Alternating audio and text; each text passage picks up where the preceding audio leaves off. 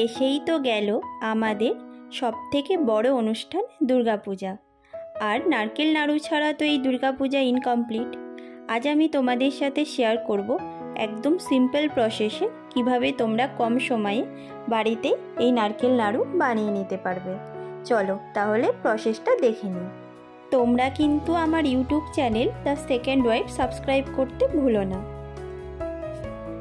একটা কড়া গরম করে তাতে সামান্য জল দিয়ে দিচ্ছি 400 গ্রাম মতো গুড়।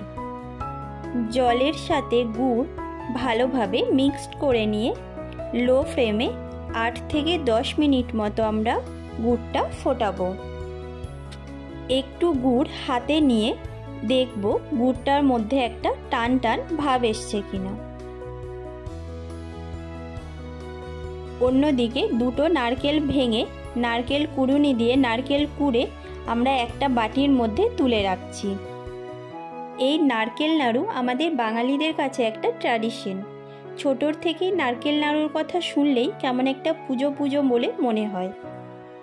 গ্যাস ওভেন অফ করা অবস্থাতেই আমরা এই কুড়ানো নারকেলটা গুড়ের মধ্যে দিয়ে গুড়ের সাথে ভালোভাবে মিক্সড করে নেব আর তারপরে ওভেন অন করব। সামনের বিজয় দশমী বা লক্ষ্মী পুজো যে কোনো এক সময় এই প্রসেসে একবার নারকেল নাড়ু ট্রাই করো। লো ফ্লেমে 8 থেকে 10 মিনিট নারকেল আর গুড়ের এই মিশ্রণটা জাল দেব। একটু পরে দেখবে মিশ্রণটা আরও শুকনো হয়ে গেছে। উপর থেকে 1 চামচ এলাচের গুঁড়ো ছড়িয়ে মিশ্রণটার সাথে ভালোভাবে মিক্সড করে গ্যাস অফ করে দেব। অফ করে 5 মিনিটের জন্য এই মিশ্রণটা ঠান্ডা করে নেব।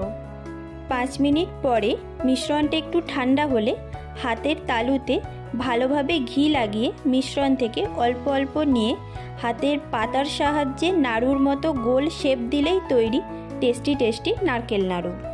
হাতের পাতার মধ্যে ঘি লাগিয়ে নাড়ুটা বানালে নাড়ুর মধ্যে একটা সুন্দর ঘিয়ের ফ্লেভার পাওয়া যায় আর 8 থেকে 10 দিন এটা স্টোর করে রাখা যায়। তোমাদের সকলকে দুর্গাপুজোর অনেক অনেক শুভেচ্ছা। তোমাদের সবার পুজো খুব ভালো কাটুক।